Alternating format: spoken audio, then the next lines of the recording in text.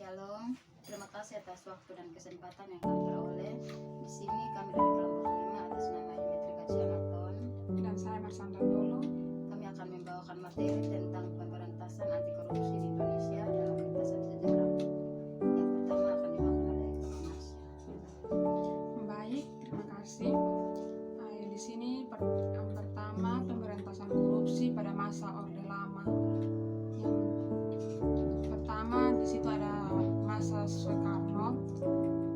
Pada awalnya kebijakan pemberantasan korupsi bermula dari Undang-Undang Nomor 74 Tahun 1957 tentang keadaan bahaya yang dibuat oleh pemerintah, yang kemudian ada peraturan penguasa militer Nomor PRT PM 06/1957 yang dibuat oleh Kolonel Zulkifli Lubis karena pemerintah dianggap tidak mampu untuk memberantas korupsi.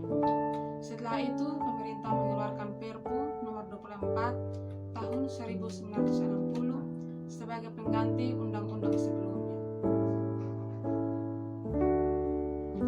Peraturan yang pernah ada pada masa Soekarno, yang pertama, Peraturan Penguasa Militer Nomor PRT PM 06/1957 tentang pemberantasan tindak pidana korupsi.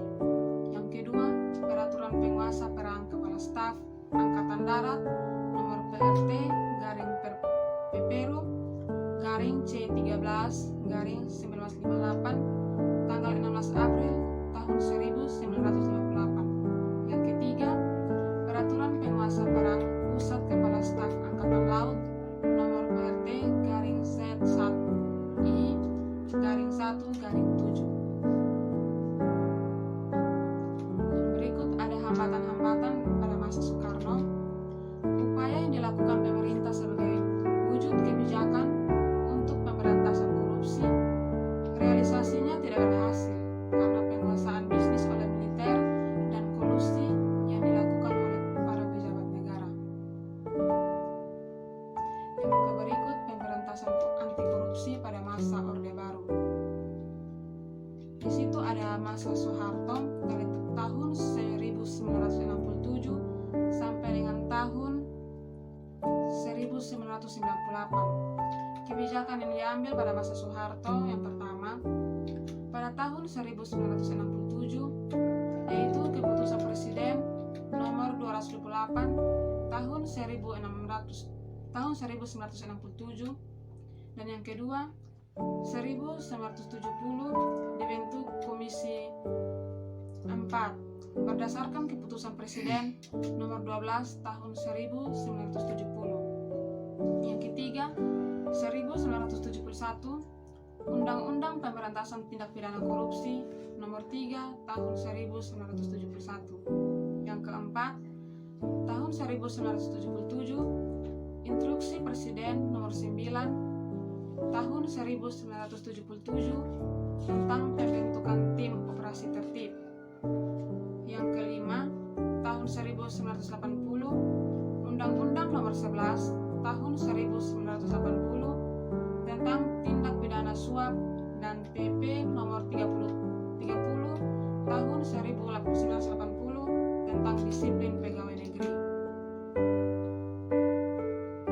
Dan realisasi dari semua kebijakan yang dibuat oleh Presiden Soeharto kurang berjalan efektif, malah sebaliknya tindak korupsi semakin merajalela, serta realisasinya dipertanyakan karena tingkat korupsi semakin menjadi. Hal ini dapat kita lihat pada tabel Indeks Prestasi Korupsi atau disingkat dengan IPK.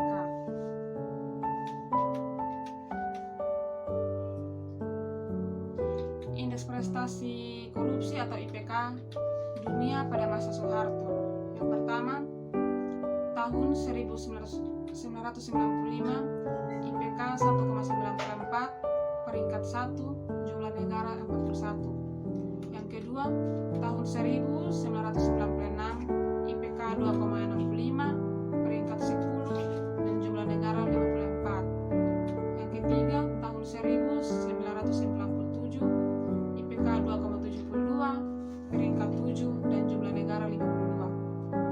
Dan yang keempat, tahun 1998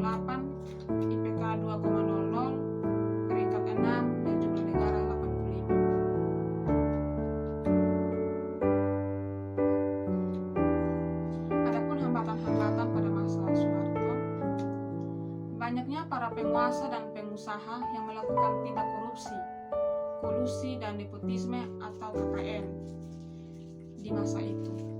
Pada pelaksanaan Undang-Undang Nomor 3 Tahun 1971, hambatan yang dihadapi antara lain adalah tidak mengatur spesifik yang berwenang menyidik tindak pidana korupsi. Kebijakan Undang-Undang Nomor 8 Tahun 1974, kendalanya adalah membuka peluang pembenaran pada pertanggungjawaban instansi untuk menyeleksi dan memilah pelanggaran dan penindakan hanya masalah internal instansi. Dan presentasi selanjutnya dilanjutkan oleh teman saya Yumitri Kacinoton. Baik, saya akan melanjutkan materinya. Berikut pemberantasan korupsi pada masa reformasi. Di sini ada masa B.J. Habibie pada tahun 1998 sampai dengan 1999. Kebijakan yang diambil yang pertama pada tahun 1998, TAP MPR nomor 11/MPR tahun 1998 serta menghasilkan Undang-Undang nomor 8 tahun 1998 tentang penyelenggaraan negara yang bersih dan bebas dari KKN. Yang kedua, tahun 1999, Undang-Undang nomor 31 tahun 1999 tentang pemberantasan tindak pidana korupsi sebagai penyempurna Undang-Undang nomor 3 tahun 1971. Yang berikut realisasi kebijakan yang dikeluarkan pada masa pemerintahan B.J. Habibie belum secara signifikan menekan angka kebocoran anggaran dan kesana sini.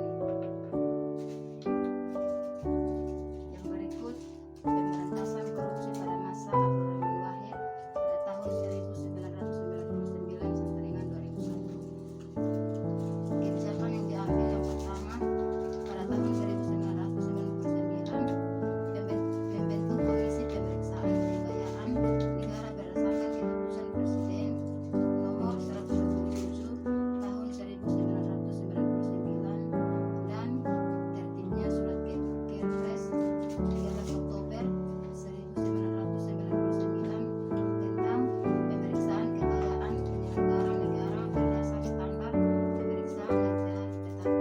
Yang kedua, tahun 2000, Kepres nomor 44 tahun 2000 tanggal 10 Maret 2000 tentang Komisi Ombudsman Nasional. Yang berikut hambatan pada Kepres nomor 44 tahun 2000 tanggal 10 Maret 2000 mengalami kendala, yaitu laporan Ombudsman hanya sedikit yang ditindaklanjuti terkait tidak ada infrastruktur yang baik serta laporan yang diajukan tidak mungkin ditindaklanjuti karena tidak ada unsur pemaksa.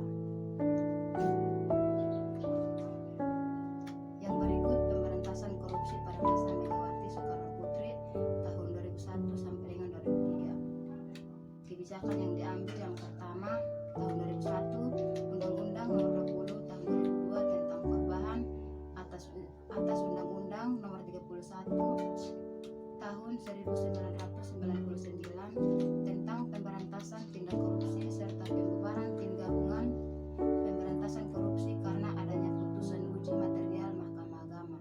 Yang kedua, tahun 2002, Undang-Undang nomor 30 tahun 2002 tentang pembentukan Komisi Pemberantasan Tindak Korupsi disyaratkan pembentukan komisi itu 1 tahun setelah pembentukan undang-undang.